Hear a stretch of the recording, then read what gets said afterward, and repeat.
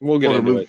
Welcome to Dogs, go. Start. Gotta go fast. welcome to Move the Podcast. Move the Podcast. We're gonna go real fast today, real fast. We watched Sonic the Hedgehog, and it's what is this month again? Y'all remember the Micro Machines guy? It's Happy Honda days. Yeah, the John Machida Jr. John, is that it? His name was John Machida Jr. What a name. I think so. I feel like this has come up previously. If you're not like 50 years old like us, like you're like, what the fuck are these guys talking about? Also, Micro Machines, fucking S tier toy. I loved Micro Machines. I got it. John Moshita Jr. Holy and shit. That was him, the fucking like the little Micro Machine guy with the little the little sets, like the little play sets. I fucking loved them. I had the little military ones and the tanks and the Jeeps. I fucking loved those. That was a brilliant idea. Someone was why making toys smaller makes them more fun? I don't know. But it was genius. They're like, toys, let's just make them small, but still charge the same price. Yep, exactly. Even more because it was shrinkflation back in the fucking 80s. If I remember correctly, they came in little sets of 3s. Yeah, right? Micro Machines were not cheap by any stretch, if I remember correctly. And they also helped foil some home invaders in Chicago in the early 90s. Yeah, that kid. That's right. That kid, they helped him survive. He would have got murdered. He was hungry for blood. I saw some post there. It was like, all he had to do was pick up the phone and the cops would have saved him. But no. Yeah, he wanted to hunt those men. He wanted to hurt those men. Also, like, have you guys ever seen the trailer where somebody like made it like it's like violent Home Alone and like they added all this like CGI gore when like it probably the paint can like smacks him in the face. There's just like all this blood everywhere. It would turn into Don't Breathe. That's all Home Alone is. You know what Home Alone is? Home Alone is fucking Straw Dogs. Yeah. The end of Straw Dogs. Yeah. It's that last scene, but for kids. Yeah. Anyway. Shout out to Home Alone. Big ups Home Alone. Shout out to fucking Straw Dogs. Great Shout out movie. Straw Dogs. Not the remake. The Sam Peckinpah original. Yeah. Sam Peckinpah. Straw Dogs with James Marsden, I believe, is in that movie. Is it James Marsden? That sounds about right. Or it's either James. No, it's is it James Marsden? I think it is. I think it is James Marsden. It's James Marsden versus. I'm just going to say this. Alexander Skarsgård, I believe. I'm really happy that James Marsden has found his lane. Finally, I really liked him in this. I liked him a lot. So what did we watch? We haven't even. We watched Sonic the Hedgehog, the OG, not the Sonic sequel, starring Jean-Ralphio Jr. and Cyclops. And Sean can't join us today because there was a sucking his dad's dick emergency. So his dick needed to get sucked. Yeah, there was a drive. And it got sucked either too recently or not recently enough. Sean got a text from his dad that said, "It's not going to suck itself?" ? There was a Jeopardy question, like what is my dad's dick? What is my dad's dick? There's a very, very dry paternal penis somewhere in the state of Florida, and we can't have that. I mean, not anymore. Penis. Not no more. Yeah. Oh, that thing is sopping wet. Just like wringing out a sponge. Yeah, is the right word. Like taking like old socks out of the wash and just slapping them against something. It smells the same. Yeah, just kind of just like swamp water. Yeah. It's like and years of service. It's like fucking Swamp Thing's taint. Oh. All right. Blessed. What did you all watch this week before we get into Sonic the Hedgehog? Out. I remember what I watched. I think I watched two things. Two things? Possibly two things. Make up something. Yeah. What was it? Great radio. Just vamp. No, it was actually four things. Four? That's twice as many. 4 things? Okay, so many I watched things? rewatch Fire Saga, the story of Eurovision. Yeah, that's that Will Ferrell movie. That movie's a blast. That movie's really fun. I watched it again the other day. I like that movie a lot. Him and Rachel McAdams are really funny. They have really good chemistry, and Dan Stevens is in it, and he's really good. There's a lot of good people in it. Yeah. Pierce Brosnan as Will Ferrell's angry Icelandic father who shuns him and doesn't show him any love and affection is fucking hilarious. I gotta watch it. I never watched that one. I'm not familiar. It's really good. It's a Netflix movie. Netflix original. It came out during the pandemic. Yeah. So do you know what Eurovision is? No. European Song Contest. It's like the OG American Idol, basically. Oh, okay, gotcha. Obviously not American Idol, but yeah, but they've been doing this since like the '60s. Like it's been around forever, right? Each country has little tournaments to determine who they're sending to that, and then those countries send their like best performer who won their individual competitions, and they all compete internationally. You know what a touchstone would be that you'd understand that was referencing this? The "Show Me What You Got" episode of Rick and Morty. Oh, okay, gotcha. That's like what they're riffing on. I'm there. But Eurovision is like a real thing. It's been around for like 50 years. ABBA was discovered on Eurovision, along with some other artists that I can't recall at the moment. Have yourself a Mamma Mia. ABBA's plays prominently in this movie because they're from Iceland, maybe, and they're from Sweden. So so I don't know. They're his idols in the movie. And two of them literally were raised in Nazi education schools. Oh, kind of crazy. Excellent music program at those Nazi. They were not. Schools. They were not Nazis, just to be clear. But they were like they went to like forced education programs that were run by Nazis, which is insane. I mean, it was the public schools of the time. I mean, kind of. So anyway, but the movie's very fun. I think it's a blast. Next, I watched the movie. I think it might have just come out. We signed up for Peacock because on Black Friday they had I think 99 cents a month for 12 months. Oh yeah, it was some insane deal. It was like less than a Whopper meal. Oh, I told you guys about it because we watched Survivor Series on it. So they got like a bunch of movies and originals and stuff on there, and one of the original movies they have on there, I think it's an original. It's called Vengeance, and it was written and directed by B.J. Novak. I heard that's really good. I saw a trailer for that. It is really good. Like, I don't know how recently it came out because we just saw it because we were just playing around with. It's this year. It's excellent. I really liked it a lot.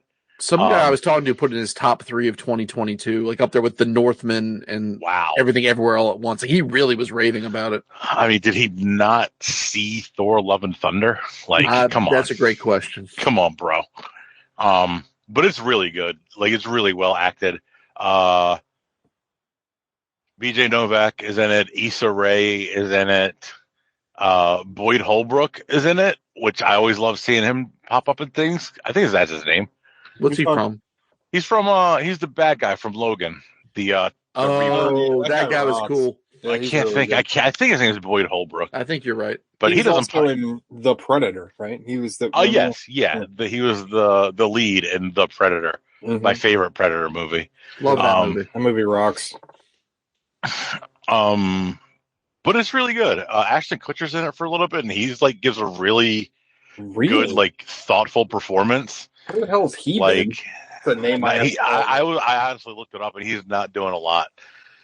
I think Mila Kunis is supporting them, which is fine. Like, good for him. The last thing I've seen him in was some ad for some scammy sounding like credit card thing that he was promoting. I was like, oh, okay, that's what you're doing now. There's a new show coming to Netflix, that 90s show.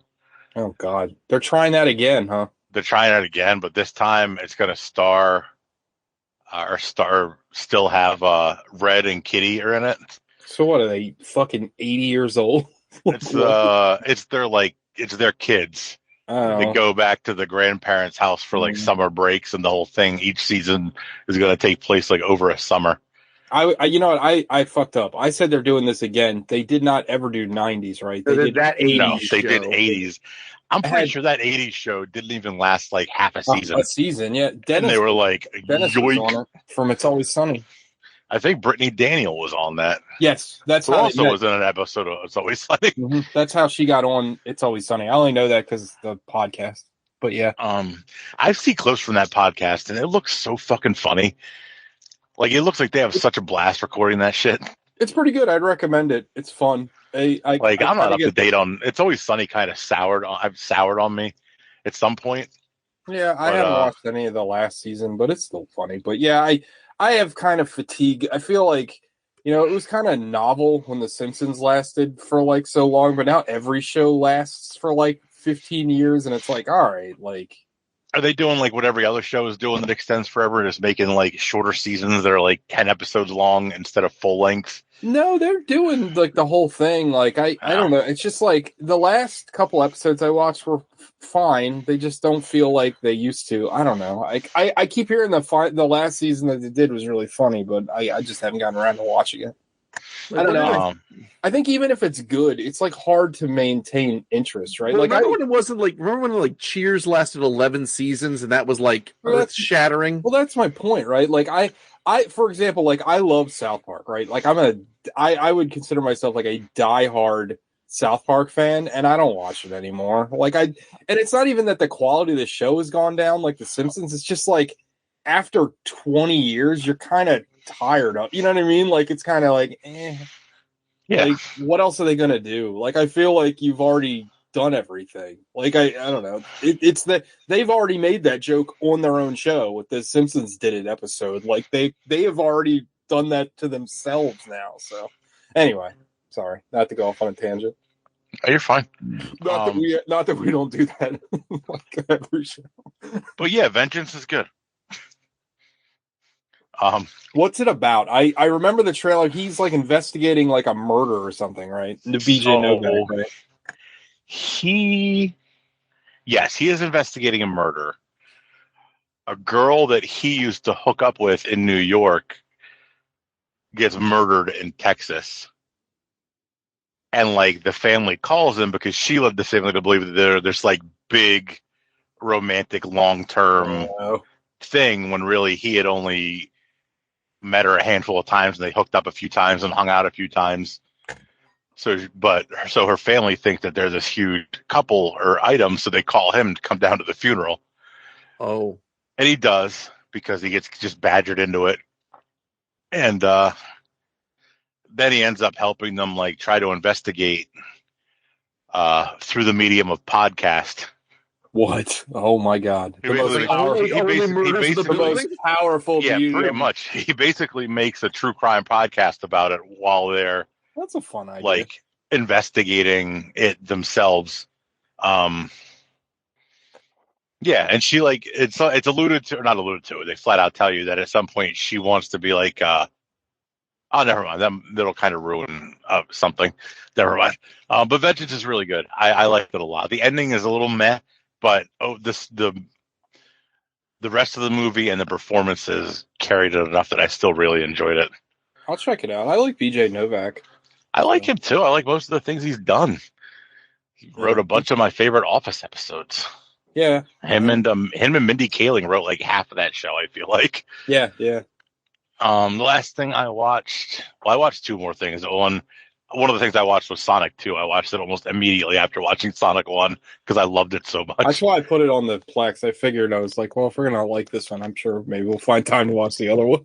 So I watched Sonic 2, but I can't talk about that because it might spoilers for the Sonic verse.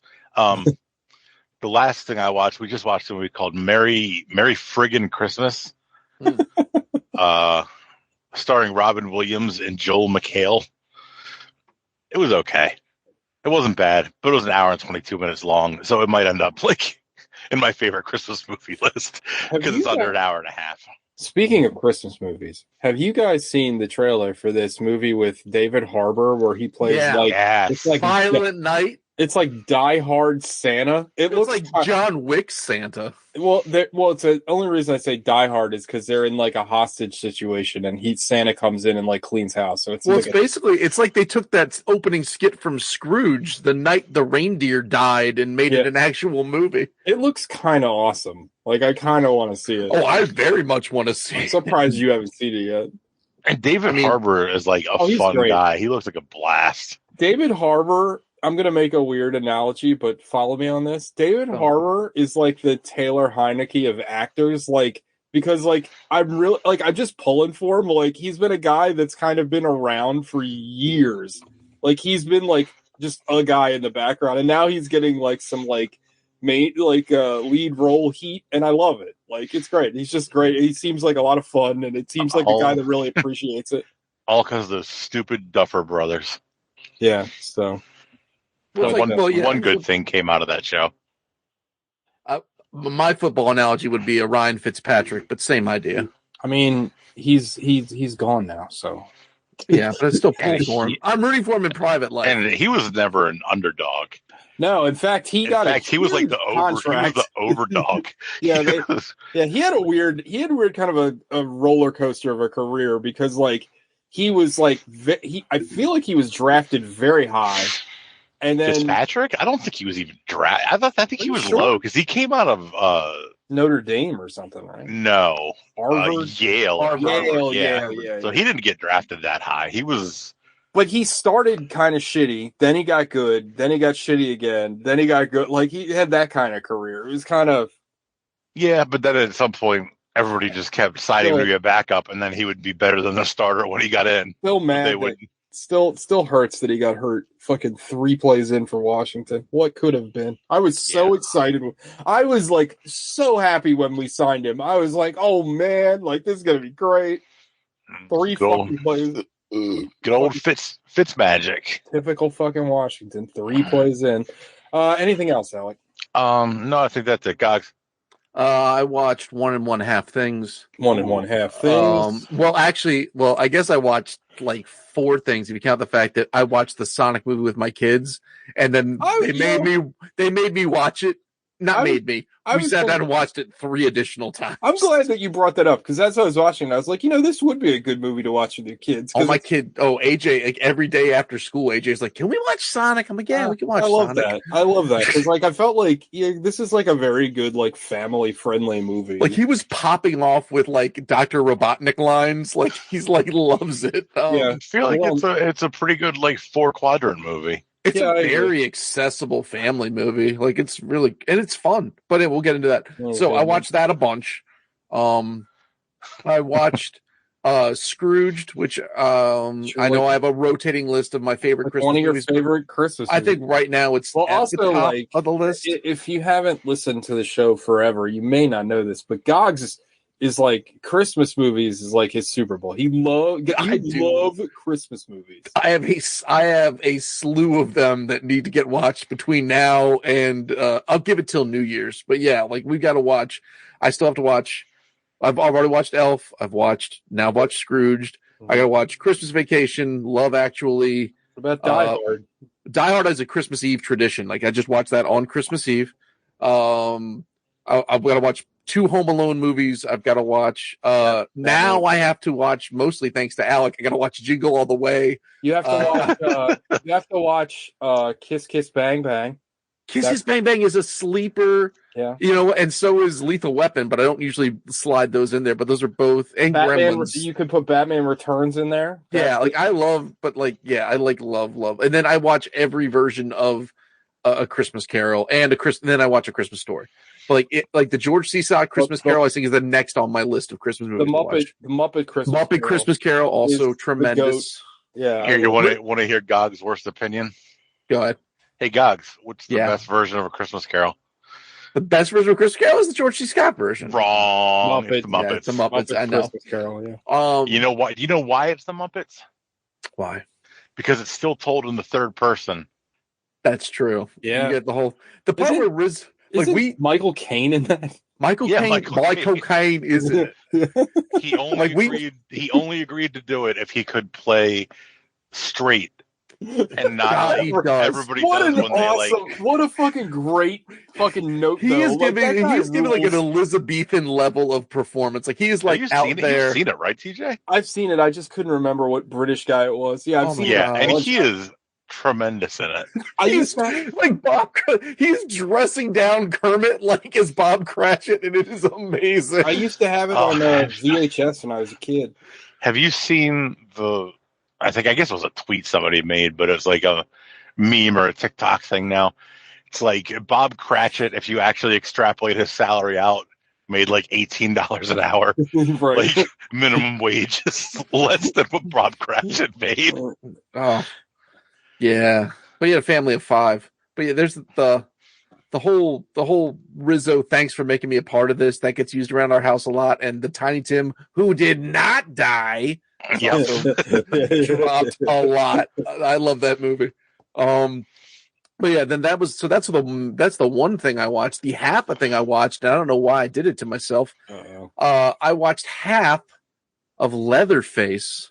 Which one is that? The Leatherface origin story movie. Oh, the one that came out in 2017 that didn't get released. And then eventually came to streaming. That one? Yeah. How bad was that? I didn't finish it.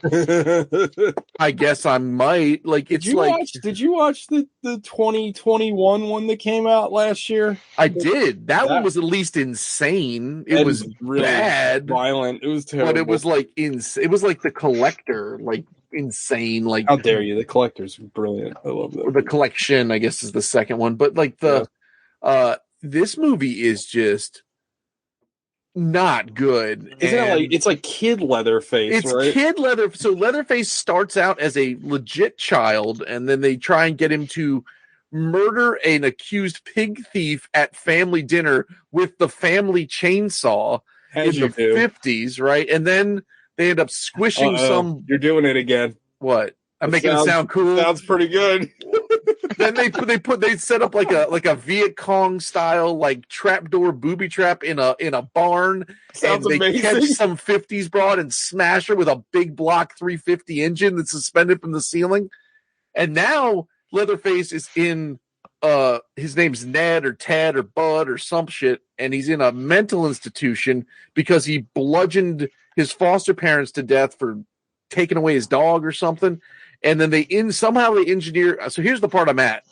They've engineered an escape to happen at the institution, and there's there's Leatherface, who's just kind of like a big dopey moron. There's the good psychopath kid who's been locked up. There's the nurse they've got held hostage, and there's a Bonnie and Clyde duo that are exiting like a Mickey and Mallory at this place. And the way that they're showing their Mickey and Mallory, they make them super arch, but in the middle of all the alarms going off and everyone fleeing the mental institution, they pause for half a second for him to get blown mid hallway by this lady. I mean, that's pretty hot. It's this movie, but it's bad. It's so bad. It sounds really bad. I mean, think about this. Movies, every company has a goddamn streaming service nowadays, and this thing basically didn't get released for 2 years.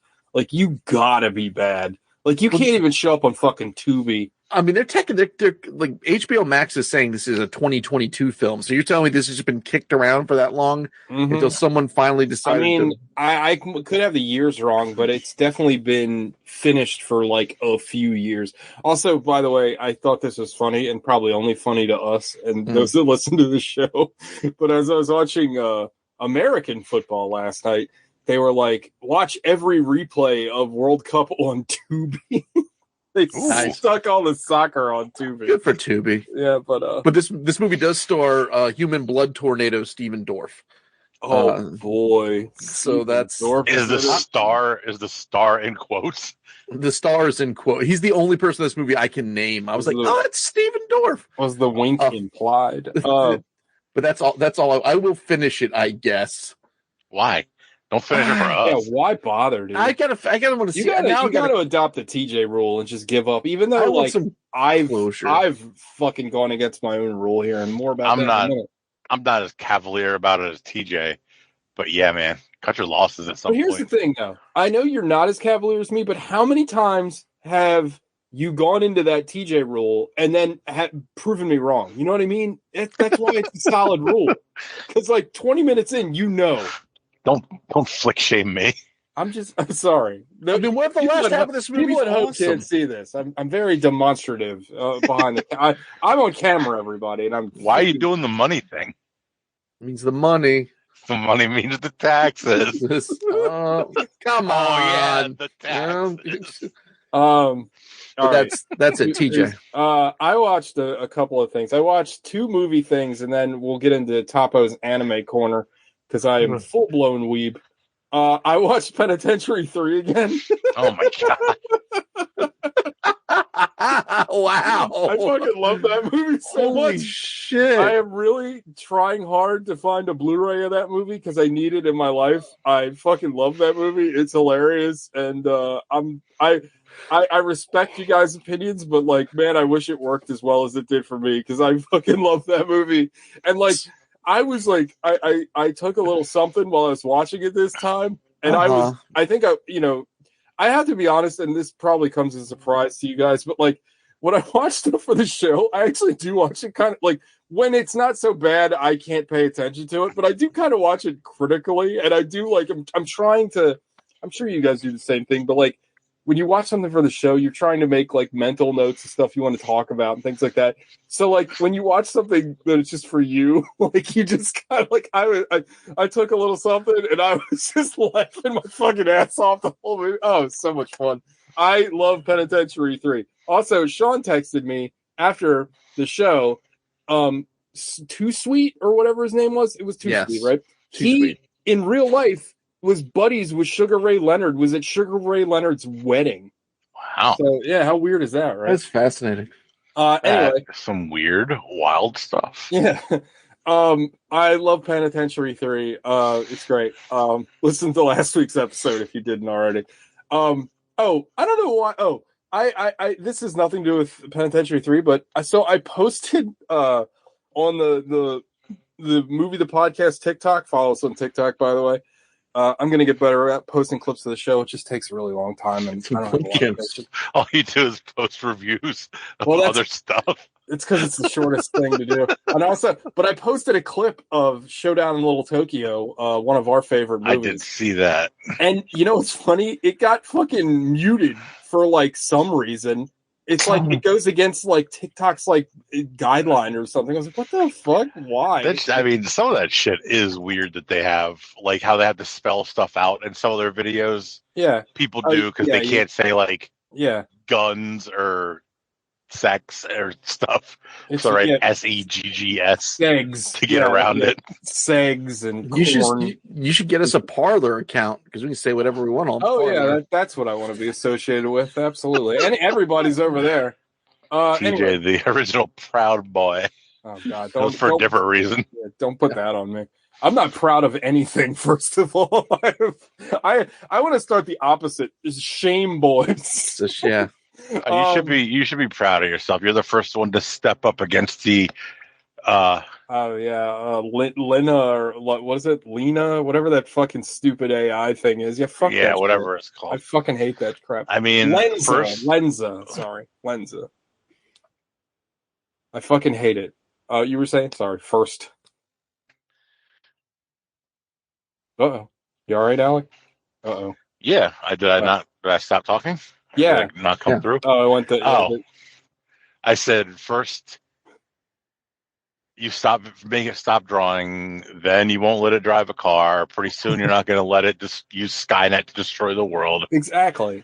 Like, TJ is our savior. I'm trying, dude. I'm a modern day John Connor. Real quick, before we get in, like, speaking of drawing, was that portrait today of Nasty Nate Regolia? Yes. It's a beautiful picture of Nasty Nate Regolia. Yeah, I'm doing you're not on social media, guys, but no. So you haven't seen the onslaught of Lenza AI portraits that everybody are posting now. I have no idea what that is. So I don't want to get into it right now because it's almost a show unto itself. But basically, it's using this AI art technology that is basically just scrubbing a bunch of artists and their artwork that they didn't approve of, and like. You can actually, there's a database you can search if your shit's in there, and my shit's probably in there. Everybody's is in there. No one's getting paid for it because the company, Stable Diffusion, that funded it, said that they were basically using it. They basically got away with any copyright laws because they were saying they were using it as an education tool. Now they sold it to this company, Lenza, and guess what? You have to pay $15 for them to make your fucking portrait, and everybody loves it because it makes you into these cool paintings and stuff, but it's all bullshit anyway. And I hate it, and I hate AI art, and I think it's the destruction of fucking art, and I fucking can't stand it. But anyway, that's a whole other podcast. Maybe one day I'll make a whole episode about it because it really does bother me. Tell us more, TJ. But anyway, what else did I watch? I watched Penitentiary 3. I watched a movie I absolutely detested. I watched a movie called Skinamarink. Oh, I saw that. What is that on? It should be on the fucking floor of a bathroom and swept right down the fucking drain because it is a piece of shit. Why'd you shit on the floor, Gogs? I don't know. There's a toilet right there. Shit on the outside of the toilet. This movie fucking sucks. And so here's the thing, and you guys know me. I love weird experimental shit. Like I do. Like Penitentiary 3. I mean, yes, but like I like quiet, weird, experimentary shit that's like, you know what I mean? This Skinamarink movie, right? First of all, gotta say it. This is another movie that like the horror kind of sphere, you know, horror TikTok and like different websites are just raving about this fucking movie and how it's different and like not like anything else. And I will say that it is not like anything else, but in the worst possible way. So this movie is Gogs and Alec. I don't know why I said Gogs first. Probably because there's a picture of Gogs that I'm looking at, and there's only an M for Alec. And for those of you at home, Alec starts with an Alec. M. I'll M for Alec. Are you guys familiar with the concept of liminal spaces? Yeah, I follow several on Instagram and Reddit. Okay, so a liminal space, Gogs, how would you describe it? It's just this weird sort of It's like an eerie sort of like space that like it kind of just trails off. And it also sort of triggers like vague nostalgia. Like a liminal space, a lot of like a liminal space is tied into a lot of like what art is called, like photography is called like dead malls, where they take like video of like malls that are just completely hollowed out now. Yeah, it's got like sort of like a dream-esque, like something feels familiar, but it's not right. Yes, and I love that shit. I find it fascinating. And basically what somebody tried to do is they tried to make our liminal space into a movie, and it does not work. And the problem is, so like this movie is about two little kids. Like one is 4. I don't know how old the other one is.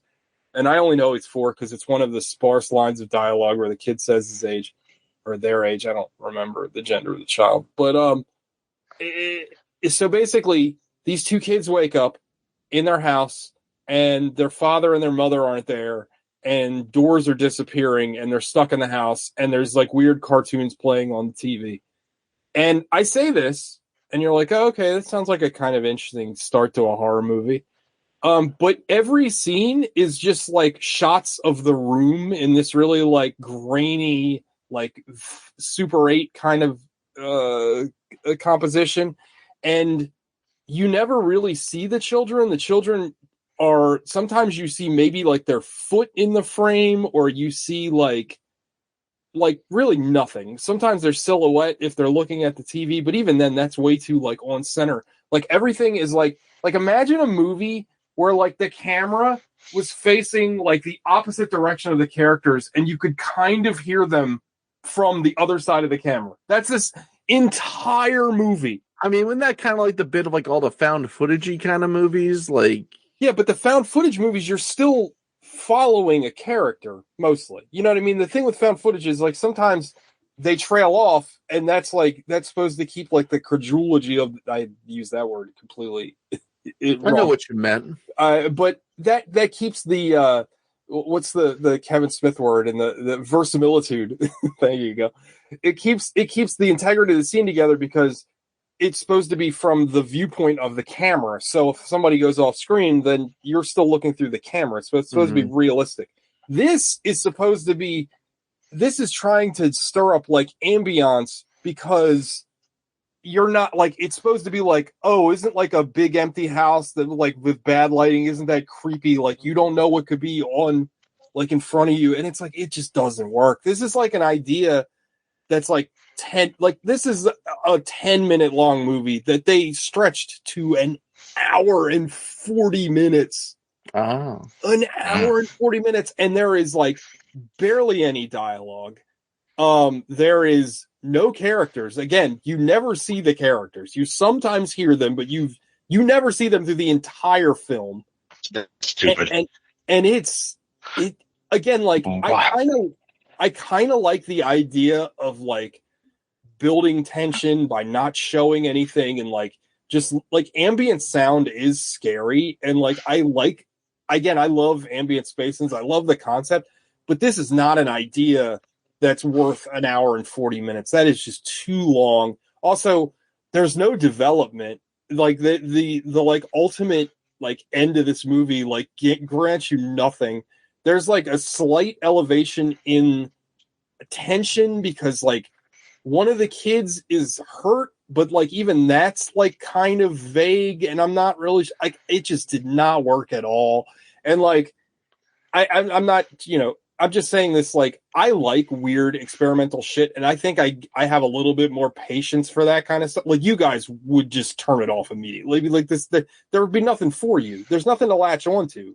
Like, there was nothing in it for me either, but I was hoping that maybe there would be something. Like, if so many people love something, I'm like, well, there's something I must be missing, right? Which is, is everybody like, I was going to ask, like, so is it universally like in the normie sphere? Is this very popular? Not in the normie sphere, no. In the fucking like horror hardcore sphere, and I don't get it. I hated this movie. I think that there's like one good shot in the whole fucking movie.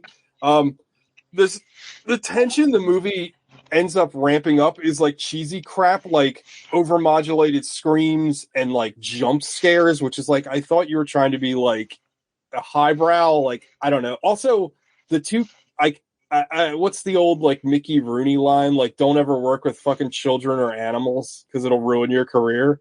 The choice to make these two fucking kids like 3 years old, so it's like it doesn't. You don't need good actors, but like they're just kids, so they're like, "Daddy's not here," and it's like, I hate children in movies. I already didn't like the movie, and then like the 5 lines of dialogue you have are poorly delivered by like a 4-year-old. It's like, I don't know. I hated this movie. Like, this is the worst movie. Like, what's the like? Is there a plot? No, kind of. How did it end? The fucking they stuck in the house forever with like this evil spirit, I guess. I don't know. So they starved to death?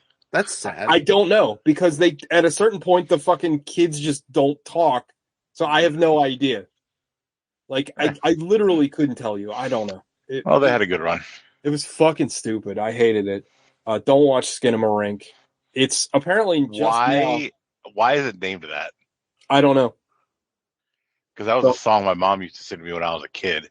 Well, that's probably why. Because it's kid related.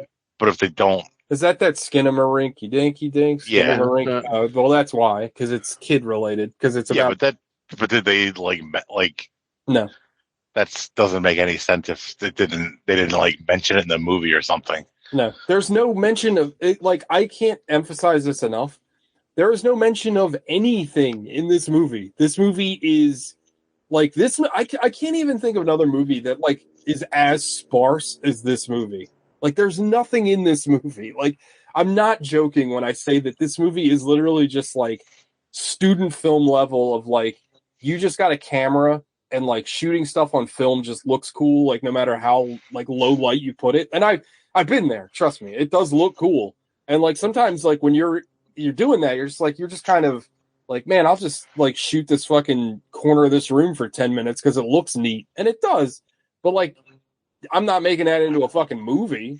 You know what I mean? Expecting people to pay for it. Right, exactly. But people like it. I think people like, I hate to say this because like I've been accused of this, but like I think people just like it because it's just like they just want to seem cool because it's so fucking bad and weird and like, oh, this must have some kind of artistic merit. Like, I don't know.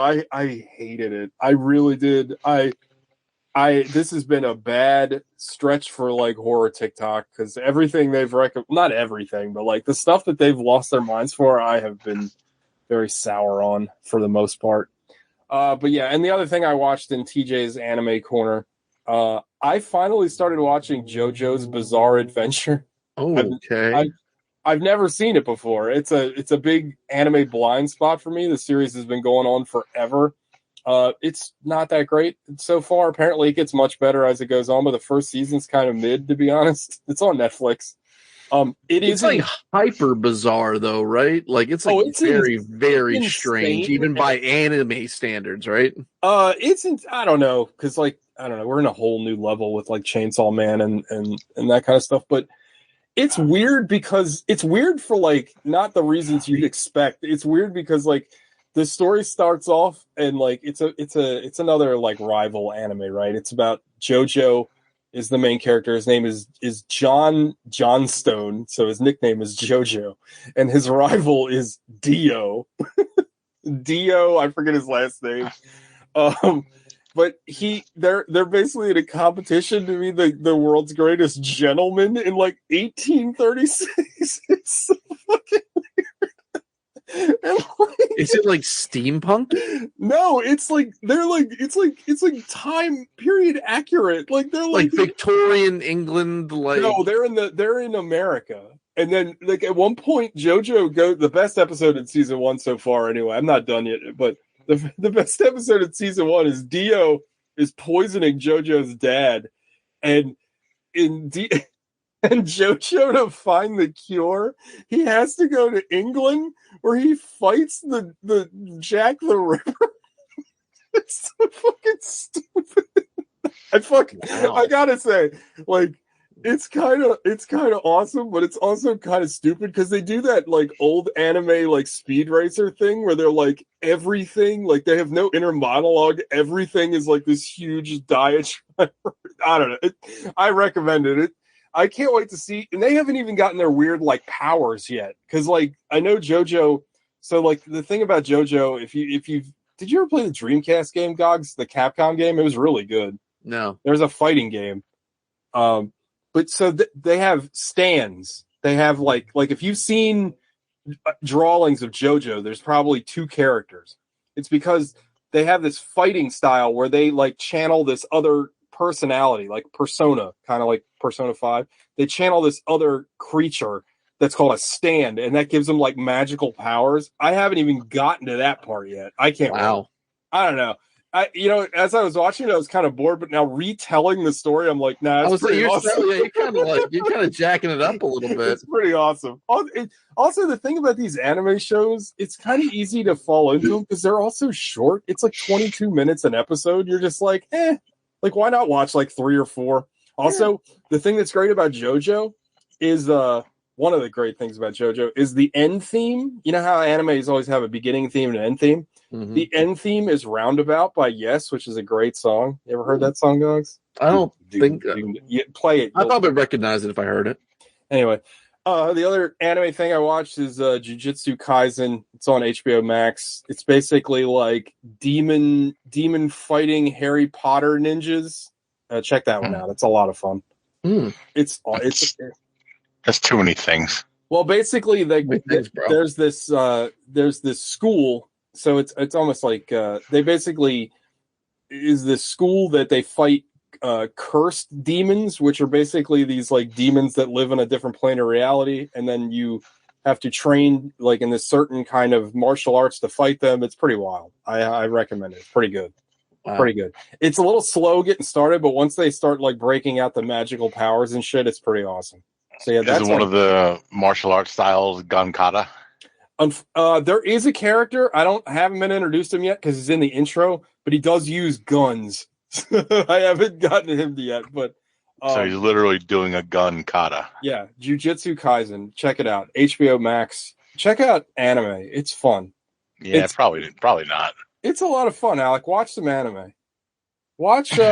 What do you want to watch? No, we tried one. What was it called? You watched Danganronpa. That's not very good. No, you gotta watch. Dorohedoro is great. I think you'd like Jujutsu Kaisen, to be honest. I think you'd like that. I found Attack on Titan very accessible. And Jujutsu Kaisen on HBO Max, you can watch it in English or in Japanese. Same with JoJo, but I watched it in Japanese because I'm not a fucking poser. But if sometimes that's a barrier of entry, and like dubs are really good now. The dubs in both are solid. I've heard the voice acting. He's a bitch. All right. Now that's everybody. Sean watched his dad come in the back of his throat. How? He's got a camera back there. Oh, wow. He's got a webcam. Oh. Holy shit. Oh, my.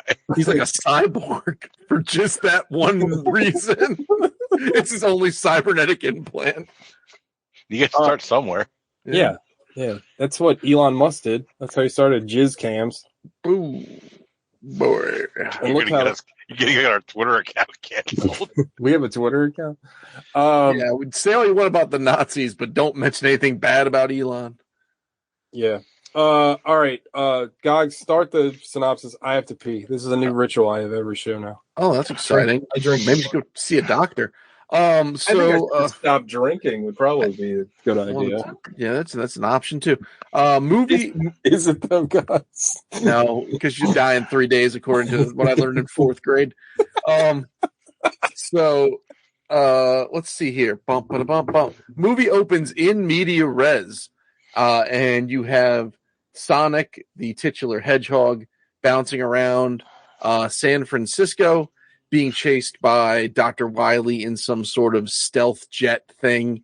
And then you get a lovely Ben Schwartz voiceover, kind of akin to a Dukes of Hazzard or a My Name is Earl, where it's like, how did I get into this situation? And then they literally show you the whole movie backwards, which I thought was fun upon repeated viewings. And then you find out about Sonic's origin on a planet that's full of organic loop-de-loops and hills and plains. Do you know anything about the Sonic? I don't know anything about Sonic's like lore. Do you? I don't know. Not really. I know a little bit about it, but not. I used to just from playing the shit out of those first couple of games, like to death. But they've introduced so many new characters now, and there's so much like to it. I know very little. I know that Green Hills, the town that he lives in, is literally like the first Green Hill level. Zone, it's like right? Green Hill Zone. I thought the way they handled the rings was a nice touch. I thought it was fun. Anyway, they're super powerful. We haven't even gotten to the movie yet. No, we're not in the movie. So now, a young Sonic has been blessed with these superpowers, and he's running around his island, and he has a protector mom named Longclaw, and I guess that's what I'm getting at. Like, I don't know if this is like made up for the movie or if this is deep Sonic lore. I'm gonna say either way. Wow, it's right? A lot of thought put into it. So he's being hunted by his powers have drawn the attention to local ne'er-do-wells, and then they chase him down to Longclaw's roost, and she's a giant owl. And I thought she was voiced by Elizabeth Banks, but she's not. Just some lady. I thought it was somebody. I didn't think it was Elizabeth Banks, but I thought it was somebody else. But no, it's just some woman who does voice work. I'm not used to I'm not used to talking this long without Sean or TJ stopping me to say something. So I don't know what to do. So now, because you're very polite. So now we're. It's like listening to you tell it is just like watching the movie again. I'm laying here. I'm in the hot tub. Just laying here. Nice. I ate a few weed candies, and I'm just listening to my buddy retell Sonic the Hedgehog. I love it, dude. You're doing a hot tub stream. We should get some fucking Twitch money. So now, so Sonic, so Longclaw gets, and I was just asking Alec, TJ, is Longclaw the mom figure in this? Is that Sonic? Do you know anything about Sonic lore? I know very little, but I know Chaos Gems, and that's I know a handful of Sonic lore, and no, this like Owls of Ga'Hoole thing is like it's a completely different. I didn't mind it though. No, if anything, I don't know. I at first I was like worried that I'd be like I kind of just wanted to all be in this like animal world, but by the end of the movie I was glad it wasn't. So no, I was like so she uses the rings from Sonic are how you teleport across, not dimensions but the universe, and she sends him to Green Hill Zone, which it makes sense why he was always chasing them after you hit it with a spike and he drop them all. Yeah, because now you need interdimensional portals. Those things are worth a lot of money. Yeah, those are very powerful. Almost worth a Bitcoin. Yeah, almost a big. Let's not get crazy here. So he goes to Green Hills, Montana, I think. I think it's Montana. I think so. And then you're introduced to the Donut Lord, played by James Marsden, and he's having a lot of fun with this role. And he is the sheriff. And then you find out, because it took multiple viewings, and I picked up on some more lore, that he's like Tom Wachowski or something like that. And Wachowski has watched the streets of Green Hills, Montana for 5 decades. So presumably his father and maybe his father's father were all sheriffs in this town. But he's got aspirations to go on to be a real cop in San Francisco and prove himself. So him and his hot veterinarian wife, are Sonic. It's actually very sad. Like Sonic lives sort of this like outsidery life of just observing but never interacting. Like he's hanging outside their windows, and he's like part of their family, but not. And it's just kind of sad. And it's like for years. For years. Yeah, he's like a teenager now. Like he was he was like maybe, let's just say in Hedgehog years, like he was like an 8-year-old that came through this portal, and now he's probably like in his late teens, early 20s. And I gotta say, Ben Schwartz, I love him. Like just hearing his voice makes me smile. Good casting on Ben Schwartz. I thought that he did like a really good job, because like, again, like I'm not a huge Sonic fan, but like my only point of reference for like a Sonic voice was when Urkel did the cartoon like way back in the day. You remember that? Yeah, like you could like really, it seems like a lot of people like lean into the snark of it. Like they really kind of make it like really edgy and hip and like, oh man, like I'm just like, you know what they do? They make it extreme. Like they make it extreme. Well, that is but that is kind of the product of his time. That was the 90s. So the Sega, like that was like that whole thing. But Ben Schwartz plays it with like some heart and like some gravitas, and you like it. And then, so he's out here watching people live their lives and realizing he'll never be part of it. And he has like a twilight nighttime baseball by himself moment. And there's a great scene before that where he's racing up and down the street, like timing himself. Yeah. Like seeing if he can hit it whatever speed he wants, and then he decides to help a turtle. Oh yeah. Like cross the street. That was just watching him, and like it's really stupid, but also really funny. Like the time lapse, like him like tapping his feet and like getting annoyed, and then he finally just picks up the turtle and runs it as fast as it can. And then it's like breathing heavy when they're done. Yeah. Like the turtle, like there's stupid gags for kids, but I still found them like endearing. Like when he picks up that turtle and runs, like the turtle gets a little smile on its face, and like it's never gone this fast. Like this is a very good Flash movie, or a very good Quicksilver movie. Speaking of both of those things, they definitely do that. Like coming up later, they do that kind of. What was the X-Men movie where they did the Quicksilver scene? First class. Was it? Or not First Class? No, the Days second of Future one. Past. Days of Future Past. Yeah, the best scene of that movie. But man, kudos to the guy that decided that the best way to film super speed was to just slow everything else down like that. Because, like, this isn't. I mean, the X-Men movies did it. Flash did it. Like a million movies have done it now, but the X-Men one is the first time I can remember. Yeah, like the way it was filmed like this, and it's I don't know, it's really cool. Well, I mean, it really gives you like a sense of their perspective of like how slow everything in the world must be moving around them. Yeah, like, kind of all the time. In Days of Future Past, like bullets are fired, and he's doing all this shit, and then he's like, "Oh, the bullet's almost there. I better go grab the bullet before it hits Magneto in the face." Yeah, it's fun. I think it's semi off topic, but like I think one of my favorite portrayals of speed in a comic was like in Kingdom Come, where Flash is so fast now, he's literally just like, he's not even like a person anymore. Like he's just a walking motion blur, which I always thought was like they say that like is like super cool. They call him, they have like another nickname for him, where they're like, he's the guardian of, was it Central City? Yeah. But they say he patrols like every street like 5 times a second or something like that, because he's just whipping around everything. He never stops moving, which I think is such a cool idea. Like also that design, like Alex Ross. I mean, come on. I mean, that book is like one of the best DC comics ever made. It's like hot take, maybe the best DC. Like that, maybe Arkham Asylum. New Frontier. New Frontier is really good. Oh, New Frontier is so good. That movie's so good too. Yeah, the movie's great. R.I.P. Darwin Cook, man. What a fucking talent. Watchmen was DC, right? Yeah, but that doesn't count.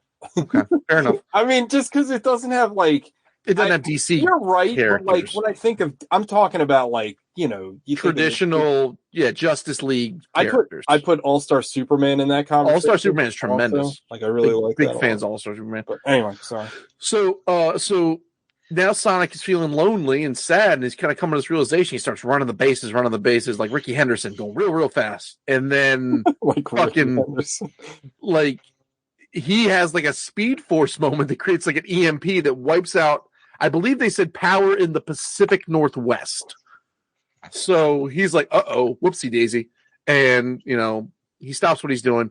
James Marsden's packing up because he's going to San Francisco with his wife.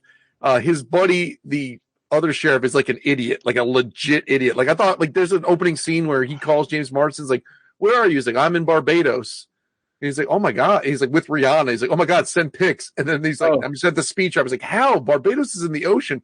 At first I thought he was trolling him because it's that one guy from the Kroll show. The guy's just a dum-dum. Yeah, that's the same guy from that great Wheels Ontario sketch with the when he goes to America. I was like, why do you get milk in a bag? A sack of a carton. Sack of homo milk. Also, we're introduced in this montage to the lore of the Green Hills, Montana, and you get to meet Crazy Carl, this movie needs more Crazy Carl because I love him, and he's sort of seen Sonic, the Blue Devil, and he sets up traps and snares, and it never works out, but later he shows up with a chainsaw, and it's pretty great. So the government's like, uh-oh, something crazy's happening here. We don't know what it is.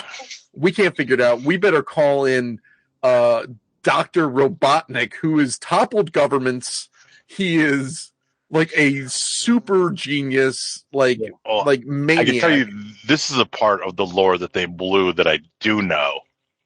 In the video games, it's Dr. Kintobar, who is the friendly doctor, and then he gets electrocuted and turns evil, and he turns into Robotnik. Because Kintobar is Robotnik backwards. But also, I do like in this movie because, for those of you that don't know, in America, he's Dr. Robotnik, but in Japan, he's Dr. Eggman. Which they name check. That's what I like. They call him both in this movie. He's Robotnik, and Sonic keeps referring to him as Eggman, which I thought was kind of that's a cute little nod without making it I don't know. I felt like it's without being too winky about it, but I was like, good for you. But yeah, he's got a. Also, what's up, Japan? Eggman? What kind of name is that? In this situation, he had an army of egg-shaped drones. So they released. They released the video game. You're right. The Jim Carrey. They're like, hey, remember what you did for the Riddler? Dial it back 8%. Get the freshest haircut you could get, because that haircut is fresh. Yeah. And then fucking get out there and do work. And Jim Carrey is devouring scenery. He's the best part of this movie for me. I thought he was great. He's really good. I thought he's a ton of he's like a smart Ace Ventura. I felt presence. He really I have a lot of problems with Jim Carrey as a person, and I feel like it carries into a lot of his performances where he I think he takes himself way too seriously, believe it or not. And he felt like a kid. It felt like a kid's movie. He really embraced how silly this role was, and I thought he was excellent. I loved him in it. I thought he was wonderful. Excellent. So him and his rolling laboratory show up on site, and they start unleashing drones and figuring things out. And they figure out that we found this blue hair, and they figure, okay, this speed thing is they've tracked it down to before that. So they're hunting Sonic, and Sonic's like, I gotta get out of here. It's time to go to Mushroom World, which is a world that is just mushrooms on top of mushrooms on top of mushrooms, and looks like it's uninhabitable except for fungi. And he's like, I guess I got to go there now with his ring bag. Pause real quick. Before the end of this movie, did not all of us think that this was a Mario reference? Because I did, that's what I actually. figured. That's what I figured when I saw it. A cute little nod to the the competition, the Mario verse, the Mushroom Kingdom. So he's thinking about going there. He's like, no, I can't do it here. It's not safe because they're right on top of his den. They've hunted him down. They found his footprint. So he goes to the one safe place he knows, which is the Donut Lord's house.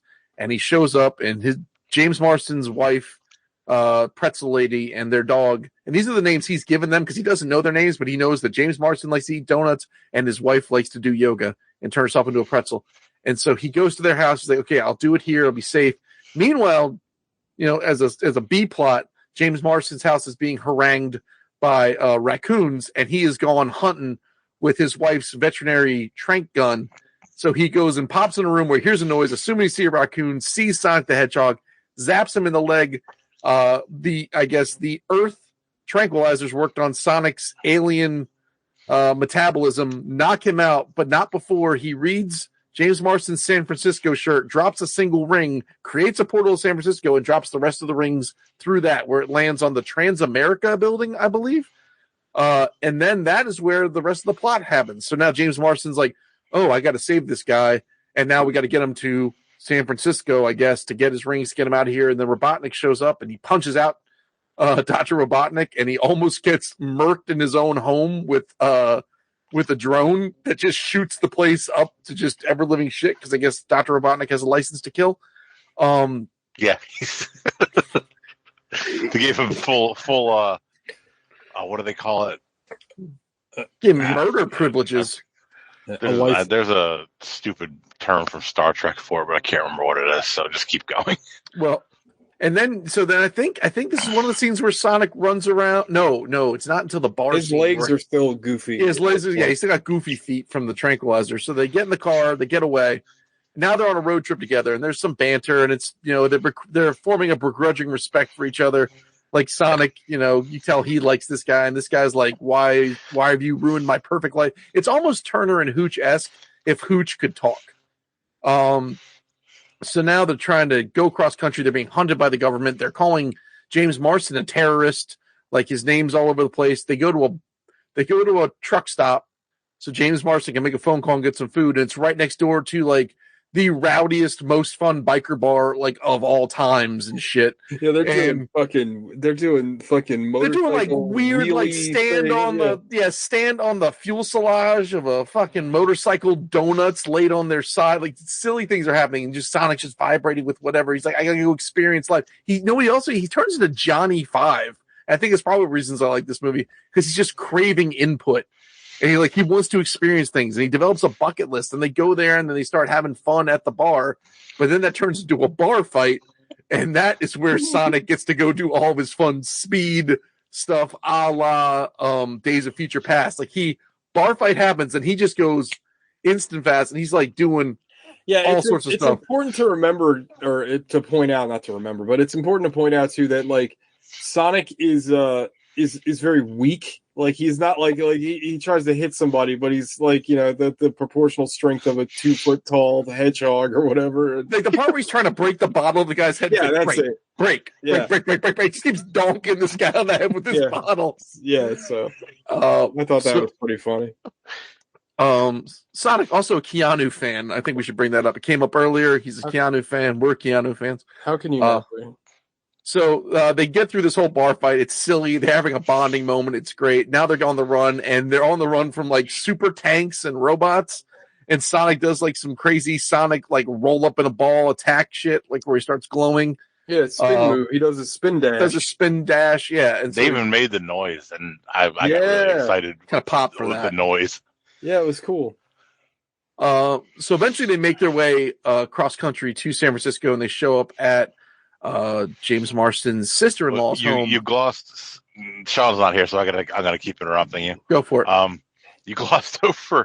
I heard you mentioned the tank things, but you forgot the part where they keep destroying it and it keeps turning into smaller and smaller versions of itself. Yeah, it's like they destroy the tank and it turns into like a 3-wheeler. They destroyed that, it turns into like a unicycle.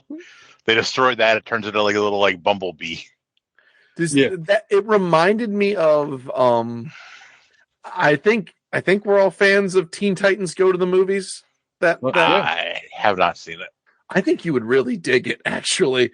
There's a scene where the Teen Titans are running away from Batman in the Batmobile, and they keep blowing up the Batmobile, and it turns into like the Bat bike into like the Bat like scooter to Batman like on roller skates. It was pretty great, very very akin to this. So they make their way to San Francisco. They show up at James Marsden's sister-in-law's house, who for some reason just hates James Marsden like the entire time. Yeah, she is just like divorce him. Like he's like that seemed like handsome and respectable. It seemed like a weird holdover joke from like the 90s, but yeah, it was kind of weird and misplaced. And I know this is like a very of its time, like nod, like boomer-esque joke. But when he walks in with this, like, and Sonic gets worn out from the fight. So he walks in the house with a bundle, and she's like, "I heard you're a terrorist. What is that? Is that plutonium? Is it something?" He's like, "Is that emails?" Like I was like, I know that that's like a silly Hillary joke, but it still made me laugh. What about our emails, guys? What about our emails? So now they tie up. His sister-in-law ends up getting tied up with her daughter. But the daughter's free. The daughter gave Sonic his red shoes, and he gets like he's all knocked out, and he gets smelling salted. Quick. Yes, go ahead. I have to ding one little thing about this movie.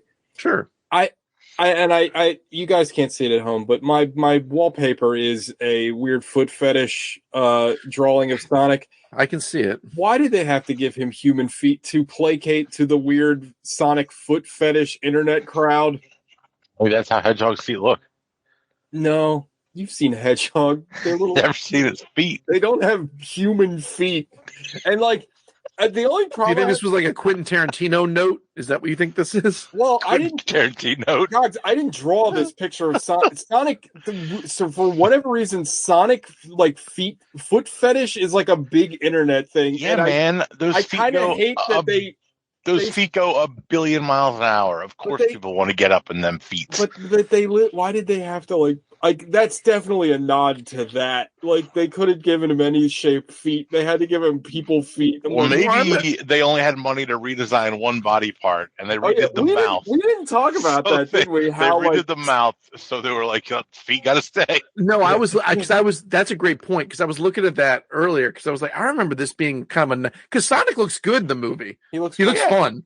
But like I looked at that original art that came out with that first trailer, and it was nightmarish. They fixed his eyes. They took away his teeth, and I think they gave him like straight, like kind of goofy cartoon legs as opposed to real human legs. Also, like his like fur was like individually rendered, and it looked really fucking weird. Stupid. You need that Lisa Simpson is what you need. Yeah. So he's all knocked out. They give him smelling salts. He's bouncing off the room. Everybody's like, the wife is kind of like, let's respect how calm I'm being about this because she should be nonplussed. And James Marsden's like, "Do you have hedgehog smelling salts?" She's like, "No, but I have human ones." Yeah, she just. Yeah. I think she comments. I forget if she comments, and I watched it 3 times, so I should know better. Does she comment that he has no broken bones, or did she comment that he has no bones? I think broken. Okay, good. I think I remember if she said he had no bones. He's like Twinkie the Kid. So now he's up and about. They got to get to the Transamerica building so he can get away. There's a fun scene where they sneak him in a backpack, and everybody's like, "Is your kid in there?" It's like, "Well, no, it's not my kid. It's a kid. But don't worry, I'm a cop." And he loves it in there. It was like a really fun scene. I don't love it in here at all. Yeah, it's really Ben Schwartz and James Marsden have good. James Marsden has good comedic timing. He's a good straight man to like a funny character. Yeah, he's good. They get to the top of the Transamerica building. They find the coins, and it's like, all right, it's time to go to Mushroom World, I guess. And so they're sort of like giving sort of their heartfelt goodbyes, sort of like, I guess I'll see you around, blah, blah, blah. And then Dr. Robotnik has, with the one piece of Sonic fur, he has captured like Sonic Force powers and is like synthesized a way to go as fast as Sonic. So he shows up with an army of drones and a jet. Go ass fast. Go ass fast like Sonic. And now he shows up and he wants to take Sonic and take him apart. So all the drones are there. All the missiles are locked in. What do? Sonic pushes them off of the side of the building and then has what I think was a really fun like all these missiles are coming at him, and it just goes into super speed mode, and he's just grabbing missiles out of the air and just kind of just bopping them into drones and blowing shit up, just having a good time of it. And the entire time, I really like the way they did the scene. The entire time, and you see the meme all the time of Jim Carrey pressing the red button. Like typically it goes with that like that yes or no 2-button meme, right? But he's getting ready to press the button to engage super speed, and it's kind of happening it's happening really slowly to connect to the button. The entire time Sonic's just taking things apart, and then boom, all of a sudden Dr. Robotnik's going as fast as him, and now things have just gotten real. So I gotta say that this whole sequence at the end felt like great and video gamey in the best way possible. It was all very amplified and silly, but it felt like a video game, in the best way. I thought they did a really good job with making Dr. Robotnik feel like Dr. Robotnik. You know what I mean? It was great. Yeah, he felt powerful. I thought it was good. This movie did a lot of little things right. I think that's the best way to describe my favorite parts of this movie. It was just you could have fumbled the ball all over the place, and they just did it the right way all the way. It's one of the best video game movies I've ever seen. I would probably say it's the best. Yeah, because it's competent, right? It's the best adaptation, and I love this. But that Mario Brothers movie is something else. I love that movie too, but that's not really a video game movie. That's just a movie named after a video game. Yeah, that movie's great because it's so wildly not right for the video game. You know what I mean? But and we'll talk about this through the rest of this month. But we got two good Mortal Kombat and this. Yeah. So now, so Sonic runs down. He throws a ring. And they do a portal move where the two of them, where Pretzel Lady and Donut Lord are back in Green Hill Zone, and they land into a big soft bale of hay. And after they were moving at probably terminal velocity, but they're okay. And then Sonic and Dr. Robotnik go on a chase through the city, and then he's throwing rings, and they're going to, I'll forget all the locations, but I want to say it was France. It was the Great Pyramids of Egypt. There's a couple other locations. Where else did they go? They go to London. I don't know. They're going all around. They're going all around the world. Sonic's shit. He throws a ring down, gets through it. Robotnik's right after him. Right. They end up back at Green Hill Zone or Green Hills, Montana, and Sonic gets knocked down and burnt out, and he's laying there on the ground. And then the team's coming. Dr. Robotnik's about to finish him off, and then the town comes to his aid. You've got James Marsden does a sneak attack move using the rings to teleport right behind Robotnik. They get into a fist fight. Robotnik kicks him off. He's getting ready to shoot him, and then the sheriff or the deputy shoots a gun at him, and Crazy Carl's got a chainsaw, and they're here to defend the people of Green Hills, Montana. And Dr. Robotnik's I don't give a shit about any of you people. He's gonna just nuke them, and then Sonic springs back to life upon hearing that. Dr. Robotnik has a great line where he's I don't mean to be rude, but somebody should probably get some ice to put this so the body doesn't spoil. Yeah. I thought that was really funny. So then I think upon hearing that James Marsden considers him a friend and now he has somewhere to belong, Sonic springs back to life super powered, goes on ultra attack, beats up Dr. Robotnik in his jet, which is very accurate to the video game. Also true, yeah. Throws a ring out to James Marsden throws a ring out to Mushroom Planet, and then Sonic does a super spin attack, smashes the jet and Robotnik through the portal, and now everybody's safe. Sonic has a place to live here in Green Hills, Montana. Presumably, everyone's sticking around Green Hills. They build him his own. They tell him he's got to go back to his cave, his hole or whatever, but it's really in the attic. And they brought all of his stuff. They brought his boombox and his comic books and all of his. There's also a really fun scene earlier that I glazed over when they're in his house, his hutch hole, whatever it is, and he's reading comic books all the time and running around and just he's got a fun little kid, a little teenage lifestyle. But now he's got a place and he's got a home and he's got everything he's wanted and he feels like family. It's a really nice movie. And the movie ends with I don't know why they felt the need to conclude this, but there's weird ADR they put in where like the dog is licking him, I guess, but it's just like, why did I don't know? It seemed weird. And well, because he saw the dog as a rival for James Marsden's friendship, but now they're friends themselves. Okay. All right. It seemed but then it's like boom, Sonic, and that's the end of the movie. But then we get a little coda of which is honestly might be my favorite part of a movie I've enjoyed quite a bit, where Dr. Robotnik is shaving his head in a puddle on Mushroom Planet. He now is bald-headed. He has the goggles. Huge, his mustache has gone insane, and he has lost his mind on this planet, but he still has a little bit of Sonic fur, and he has decided that he is going to be home by Christmas, and he's made an Agent Stone out of rock and roll. And he throws him because he wants to do some rock reconnaissance. Just chucks him. Like he's just devouring the scenery. So I do need to show my kids Sonic 2. And that's Sonic the Hedgehog. Yeah. A movie that had no right to be this enjoyable. A movie that when they announced it, I was like, well, this is going to be horrible. Like, but they pulled it off. Like, and again, like my skepticism notwithstanding, like I felt like right away, I was like, uh-oh, because when they showed the Guardians of the Gahul world, I was like, well, this is where the movie should take place. I don't want to see real people. Because I think like, that's the immediate thing to do is like, we'll put them in the real world. And I always think that's such a bad idea, but they pulled it off. I got to say, like, I was so happy when the Mario Brothers trailer just came out and it's in fucking the Mushroom Kingdom. Like, that's the way I would do it. But like, this movie defied my expectations in a lot of different ways. This household is just so all in on that Mario movie. Like, I don't know. Oh my god! Do you see the last trailer with? We can't Mario Karts in it. Oh no, it's got like everything. Charlie Day is Luigi. It's got everything. I'm worried that I'm setting my expectations too high. Mario Kart in it. Like I'm like just so in. Gimme. Anyway, but anyway, so yeah, that's Sonic.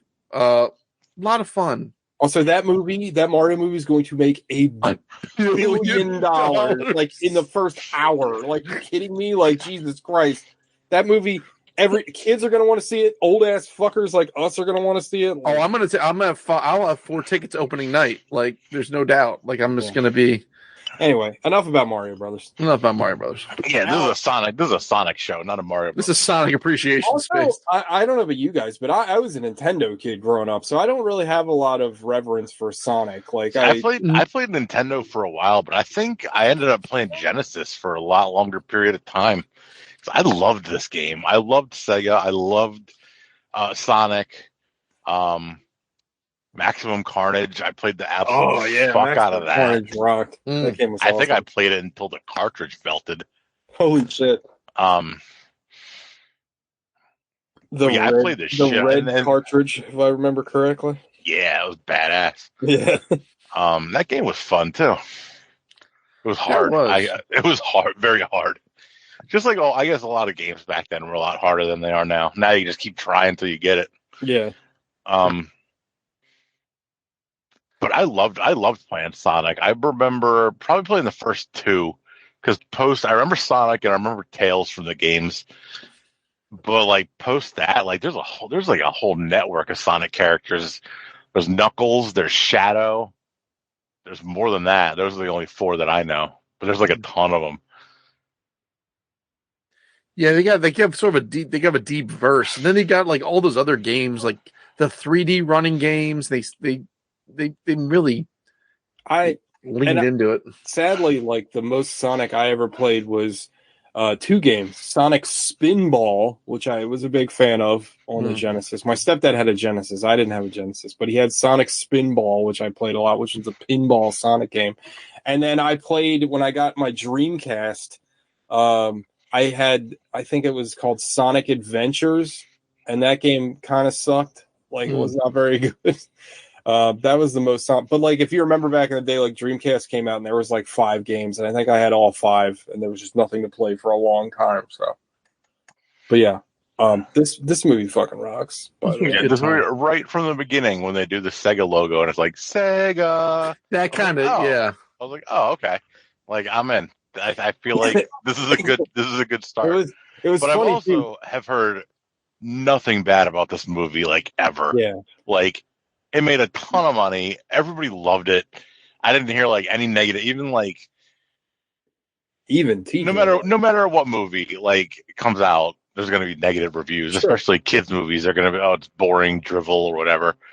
But I don't remember seeing anything negative about this, and everybody that I know that saw it thought it was a blast. Yeah. I did think it was funny because they did the kind of Marvel thing with the Sega thing where they showed a bunch of like Sega games before it showed like the Sega logo, and I'm over here thinking, where's my like crazy taxi movie? Where's my Altered Beast movie? My Golden Axe movie? Gonna get that Sega cinematic universe going. Dude, did they show Shenmue as like one of the things up there? That's a big one. Shenmue already is a movie. That would be a lot of fun. You could make all of it. Altered Beast, but like you'd have to give it to somebody weird. Give it to like the Mandy guy or something. That'd be awesome. Oh, that'd be like what Laszlo Panaflex or his name was? Yeah, Cosmos something or other. Laszlo Panaflex. That's the guy that created the Panaflex camera that Gogs loves so much. That's a funnier Simpsons line when you know who Laszlo Panaflex is, because that was Troy McClure, and he was on the Walk of Fame, and he's like, one day my lady Selma will be on this Walk of Fame with me. Look out, Laszlo Panaflex. Motherfucker invented the film camera. Like that's the Pana in Panavision. Yes, exactly. Yeah. So it's a funny joke because the name is funny, but it's even funnier when you realize who Laszlo Panaflex was. Oh, good times. Is that the origin of Google Dundleflex, by the way? It's very close. Yeah, it has to be. But yeah, I don't really have anything to like really go into. I mean, I think Five Knuckle Shuffles are in order. Yeah. Anything you want to talk about before we get into Five Knuckle Shuffles? I mean, no. Yeah, no. I don't think so. I don't really have anything to like pick apart either. There's nothing like. Yeah, solid performances all around, even from the non-famous actors. Yeah. Everybody does their job. They show up. They do their job. They show up to get the win. Yeah. But everybody does what they're supposed to do, and really, when Sonic is on screen, everybody should be paying attention to Sonic, and when he's not, everybody should be saying, "Where's Sonic?" Where's Sonic? Exactly. I think Alex said it's good, clean fun. Like it's just, it really is. Yeah. All right. Five Knuckle Shuffle time. Yeah. Gogs. I'm gonna give it an 8. I enjoyed it quite a bit. I enjoyed the fact that my kids enjoyed it so much, and we're gonna watch the second one. And it's Ben, like we said, like I was saying this whole time, Ben Schwartz gets like this was gonna be the lowest I was gonna give this was probably a 3 or a 4, just because I love Ben Schwartz. He's great in it. He plays the character great. You're not annoyed by Sonic. You like Sonic in this movie a lot. You like James Marsden in this movie a lot. And then on top of all that, you just get what very easily could be a very over-the-top, annoying Jim Carrey. It works. He's like just out there. It seems like he's just having a blast with it, and you're along for the ride. It's a good family friendly like comedy adventure movie, and it goes by quick. It's like like an hour 28 or something like that. It's tight. Pacing is not a problem with this movie. It just goes. No, it's quick, much like Sonic. It's a lot of fun. I'm excited to see the second one. I don't know if a third one's on deck, but if I like the second one, I'm gonna root for the third one. I think both made a lot of money, so probably. Well, good on them, and like this is probably, I mean, depending on how we view the Bob Hoskins, John Leguizamo Mario film, this is up there with the this is better than the first Mortal Kombat, which I love. This is a lot of fun. It's a good movie. Go get over your. Actually, no one's talking shit on it. But if you were, get over yourself. Enjoy the fact that it's a good film. Alec. You person that doesn't exist that was talking shit. Straw man. This movie is going to get a 9. Hey. I thought it was great. I loved it. It's a blast. Like, I honestly, it's a 10. I can't think of any reason why. I'm going to give it a 9 why it shouldn't be a 10. It's really good. It's a lot of fun. Ben Schwartz is fantastic. He's so funny. And like Gog said, it would have been really easy for this part to fall into just annoying, like almost like screaming or whining. But Ben Schwartz doing the voice is so endearing. It's like crazy. Yeah, he's got a lot of, he brings a lot of like heart and gravitas. He's a great, I like Ben Schwartz and so much stuff. Yeah, I like him too. The sequel's great. The sequel's fantastic. I love that because it dives a little more into his origin and like the long claw stuff from the first movie, and also expands the universe, and it's also fun. So you guys should both check that out. I'm certain we will. My kids are going to make it happen, so I'm excited to watch it with them. TJ. This is gonna get an 8 from me, dog. I really enjoyed it. This isn't typically the kind of movie I would watch, but I still enjoyed it a lot. Like I felt like, again, like I know it's a low bar to clear, but just the fact that there's no like glaring problems with this movie, like really propels it in the genre of video game movies, right? Like there's nothing wrong with this movie. Like the acting is well done. Jim Carrey is a lot of fun. I think he elevates the part. I think Ben Schwartz, like you guys said, is really good. James Marsden plays a great like straight man, and it's quick and easy, and it doesn't get bogged down. I got to be honest, like with the road trip format of this movie, I was waiting for a soggy middle, and like the road trip part really doesn't last all but like 2 scenes, so it's like that even they understood, like, let's just get the fuck out of here. Like, They got from Montana to wherever the biker bar was in one day. Yeah. And then the biker bar to San Francisco the next day.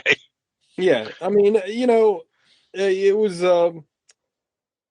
good. I really enjoyed it, and I felt like I don't know. I was surprised more than anything. Like I was really waiting for that other shoe to drop, and I came away really enjoying it, and also kind of frustrated because it's just like when we watch all these bad movies, like, see, it's not that hard. Like, just don't fuck up. So yeah, it's an 8 for me, dog. Solid. I mean, it's hard to tell people just be Sonic. Right, just be Sonic. Just judge yourself against Sonic. Solid movie. And that's everybody, right? It's a certified good ass movie, unless Sean were to come in and tank it. I don't think that counts. I don't think he would. All right, whose pick is it next week? I have a pick if nobody else does. I also have a pick. So is it yours Sonic 2? Mine is not Sonic 2. Mine is still Dwayne "The Rock" Johnson's Rampage. God. Yeah. All right. What's yours, Tej? Silent Hill. Oh. I want to revisit it. I was going to pick Assassin's Creed, but I don't want to put you guys through that. I think Silent Hill is at least halfway decent. I remember just being disappointed by it. I don't think it was horrible. I didn't even remember an Assassin's Creed movie. Who was in it? Michael Fassbender. Yeah, Fassbender's in it. Yeah, really? Poor guy, yeah. Man, I mean, I'm sure he got paid. Yeah. I don't feel bad for him. Just remember, when you talk about the millionaires and billionaires hoarding the wealth, your favorite celebrities are them too. That's also true. Got him. Very true. All right, so what are you picking again? Fucking Fassbender. Now I want to punch his beautiful face. And his huge penis. That son of a bitch. It's thick. What did you pick, Ox? Rampage. Dwayne "The Rock" Johnson's Rampage. Right. You're going to have to text me that like 5 times because every time I'm going to keep forgetting it. I know. It's all... Tron wouldn't count as a video game movie, would it? No, I mean, not really. I mean, we can do whatever we want. It was we're God here. It was a movie before it was a video game. Yeah, it became a video game afterwards. Kind of want to watch Tron, but we'll go with Rampage next week and then Silent Hill the week after that, I guess. Unless I change my mind again. All right, everybody, that's the show. Gogs, you got anything to promote? Christmas, fun time for everybody. Yeah, Christmas hasn't been promoted enough. Let's stop the war on Christmas right now. Movie the podcast. I was watching an old episode of The Simpsons where they're doing the Streetcar Named Desire, and what's his name is doing that, Lawrence Dubois, director or whatever his name is, and he's like, was I too hard on third graders? I think the headline "Play enjoyed by all" speaks for itself, and Like, it's not even a good headline. It's such a good joke. When I directed Hats Off to Hanukkah. Oh, so good. All right, everybody, that's the show. Eat your own ass and suck Sean's dad's dick. So he can get back here to work. Somebody please take Sean's dad. Take one for the team and take a shift, please. That fucking dick is gonna reach its like saturation point and change forms. It's gonna need some PTO from that. The P stands for penis. Penis time off. All right, everybody. Good night, everybody. Bye-bye.